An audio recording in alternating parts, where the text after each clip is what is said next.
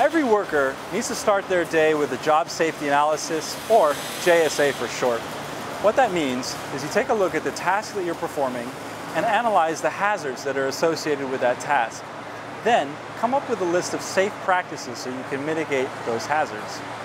Well, at ASC we use a JSA form, and that form has now been updated.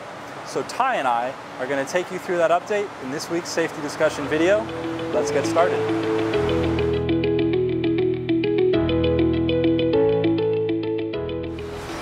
Alright, so I told you we updated the JSA, and here's what's changed. On our old form, we listed the hazards, safe practices, and FOD controls in the top section of the form. And then you had to pick the number associated with each and put them in the bottom columns here. Well, on the new form, which I'll get from our form center, there's no column on the top section, no table with the hazards, safe practices, or FOD controls listed out. It's empty space. And what this does is it allows the person completing the JSA to write in their own hazards, safe practices, and then check off the FOD control and PPE checkboxes. So you now have much greater flexibility in what hazards you identify and what safe practices you will take. And to demonstrate how a new JSA form is going to be used, I'm going to give it over to Tai Bass.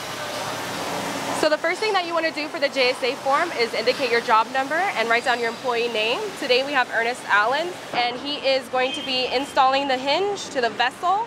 It's approximately 2,200 pounds. In the identified hazards, he has noted that the load is not balanced.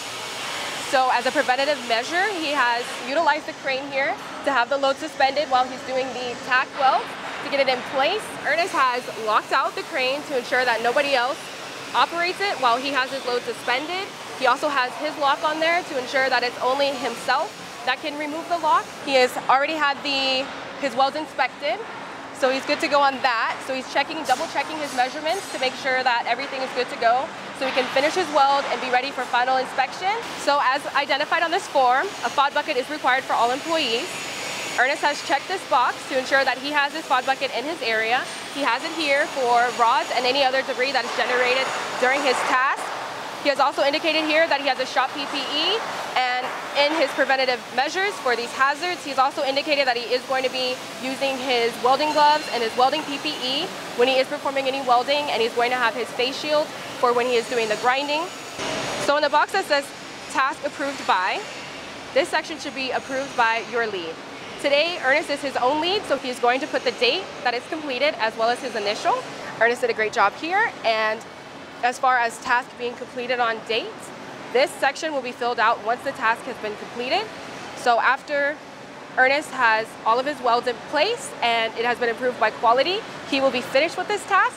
So he'll initial and date here. This way, it's indicated to the safety department and even his manager that he's completed that task and he is ready to move on to the next task.